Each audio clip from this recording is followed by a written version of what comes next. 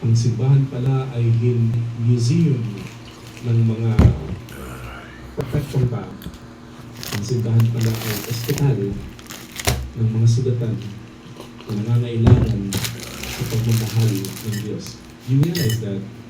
Yung mga kasamahan ka sa simbahan, baka malira ka sa'yo, pa-offend ka, Kaya ganyan ako. Mama. Boom! Bukas. Ito po tinawag. Yung anak.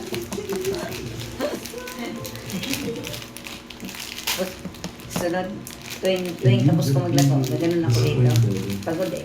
sa mga pagkakataon na Huwag kang nahihirapan ganyan, ka, kasi babae ka. Babae ka. magsusunod ka pa rin.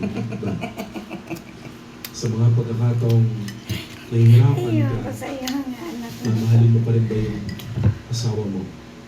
Sa mga pagkakataong nahihirapan ka, mamahalin mo pa rin ba yung mga anak mo? Lahat po tayo darating sa punto na madi-disappoint natin ang bawat isa.